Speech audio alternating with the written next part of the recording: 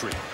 All right, he's the 11-year-old son of head coach Alvin Gentry, whose favorite player just happens to be number 3 for the Houston Rockets that just made that free throw. Alvin telling me a little bit earlier that his son didn't talk to him for a whole week after the Suns traded Dragic away. It's a tough little while in the family household there for him. That's right. Very difficult being a coach on another level with that. Red fouled going to the basket. Halfway through the second quarter, and Michael Redd draws the foul from Budenholzer. Kurt, how tough is it when a guy like Michael Redd, who was a prolific scorer before the 2 ACL injuries, if you're wearing your GM hat, how do you sign a guy with that kind of risk involved? And it's paid off so far for him. Absolutely, it's paid off. Sometimes it's just giving a guy an opportunity. Obviously, you've got to do your research on him and figure out if he's healthy or not. You don't want to extend a long contract if you're bringing him in just to finish out the season. But like we were talking earlier, because of the way medical advances have evolved in this country, guys are coming back from those surgeries, but it's hard for guys to keep their rhythm and their conditioning when they have lower extremity injuries because they can't run. They've got to take the time off their legs. I'll tell you something about the Phoenix Suns athletic training staff. Aaron Nelson and his crew that have done a great job with players coming back from injuries and keeping them together. Off the miss, Courtney Lee gets the rebound and throws it back out. They'll run another set here. Budenholzer on the baseline, raising up. Tipped up twice, 3 times. Camby keeps it alive. Wow! Indefatigable effort by Marcus Camby for the bucket. He has had quite a first half. 10 points and 13 rebounds already.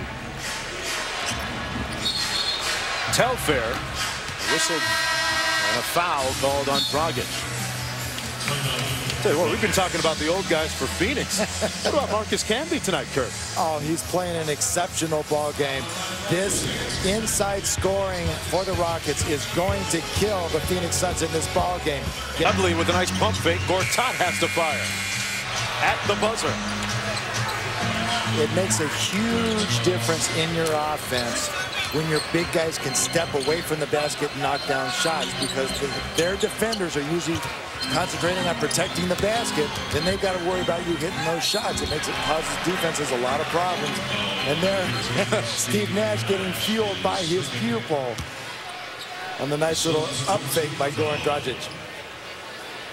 Let's take one more look at that jump shot by Gortat. Did he get it off in time? Oh, yeah. He did not get it off, but you could see the Suns were struggling in that set just to get their offense going. It took too long to get in their sets, and they couldn't find a way to get the ball back in Steve Nash's hands. That's one of those reviewable items. Of course, when they take a break, they'll be able to look at that. Well, after he shot the ball, referee Joey Crawford was running by the scores table, and he was giving the signal for a review, so they will look at it, and they will see that.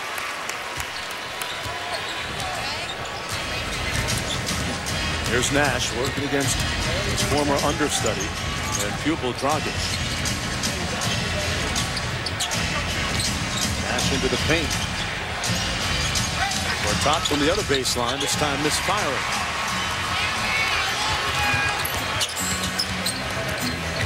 Dragic keeping his dribble alive to Scola. A quiet night so far for Luis Scola. Camby crashing the boards, looking for the foul, won't get it. Dudley on the drive, fouled and one. Jared Dudley will go to the line. It's such a huge problem on defense whenever one of your teammates to earn the tiebreaker head-to-head against the Phoenix Suns by virtue of this, their 3rd win in 4 tries, perhaps, against Phoenix. Suns in the 10 spot right now in the conference, and that's going to be an offensive foul against Dragic. Phoenix a half game back of Utah, who's in the 9-hole right now, and 2 back of Houston. Ooh. And Dragic will sit down with his 3rd foul.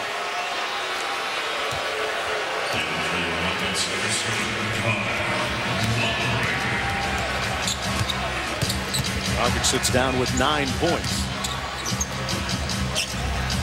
And Brown working against Courtney Lee. They double him. That's going to be a jump ball. Good defense by the Houston Rockets. It's a very difficult place to run a pick and roll so close to the sideline. Anytime you get 2 defenders over there, it's a great option to just jump and attack the ball handler, especially somebody like Shannon Brown, who's not a point guard, doesn't have those type of point guard ball handling skills. You can tie him up like that. Good defense by the Rockets. Nash off the tip. 3 on the shot clock. 3 a little bit off the mark. Rebounded by Camby. Another rebound for Camby. That's a season high 18 here in the first half alone. Lowry lowers his head. Scola with his 3rd field goal now with the first half. Member of the Argentine national team. And it's had a lot of success internationally as well. Defense by Lee on Shannon Brown. Dudley raising up. And Jared Dudley averaging a career high for the 3rd consecutive season. Starting to heat up a little bit. He's got 9. That's where Luis Scola needs to be, is inside. That's where he's most productive, either scoring the basketball or getting his opponents in foul trouble. That's where they need him. After the shot clock, so it's a 4-point ball game. But as for Marcus Camby, Kurt, 10 points, 17 rebounds. What a difference he's made. Because of his length and his understanding of the game of basketball, he's able to accomplish so many things. He's not a very aggressive offensive player, but he will crash the glass. He will get his hands on basketball, and he's a completely unselfish basketball player. They talk about him as being another coach on the floor for Kevin McHale's Houston Rockets. It's interesting. You look at those numbers, but beyond the numbers, the sage veteran leadership that he adds. Kevin McHale, his head coach, was relating a story to us earlier this year when Luis Scola was in the ball game and Camby was summoned from the bench to go in for Scola, and McHale looked at his coach, Camby looked at McHale and said, "Hey, coach, I really think Luis is about to get it going here. Why don't you let him go a little bit?" And as it turned out, Scola did get a couple of key buckets on the way to a Houston victory. And you know, most guys figure players are all about getting their minutes and getting their points. But absolutely, that's a great definition of teamwork by Marcus Camby. When you're playing and concerned, when you're playing for your teammates, concerned about your teammates, and all you care about is winning, it's going to make playing basketball a lot more fun and give you a lot more opportunities to win. A foul on the floor, and that's going to go against the Rockets.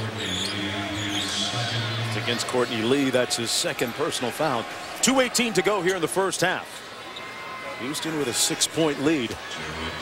Dudley at the free throw line, a 75% free throw shooter on the season.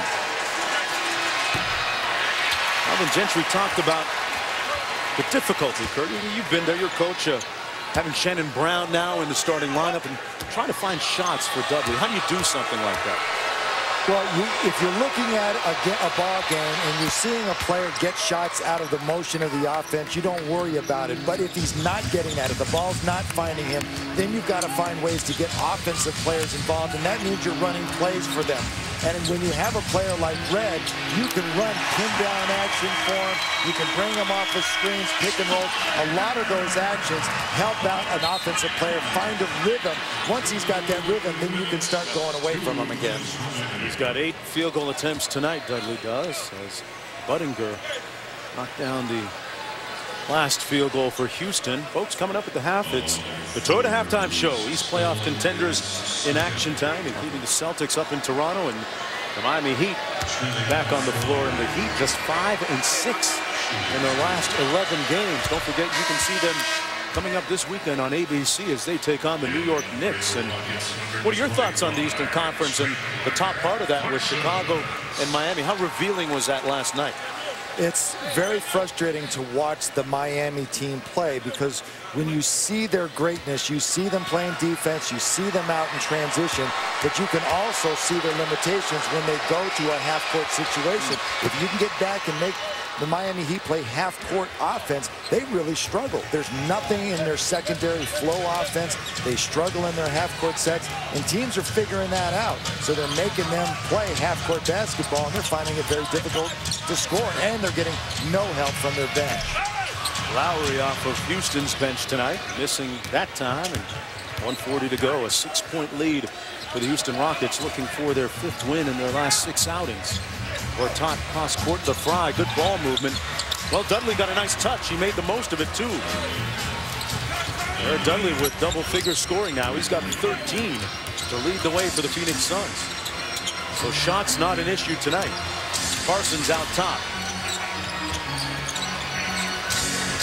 Unger over to Lowry. 5 on the shot clock. Lowry for 3. He gets it.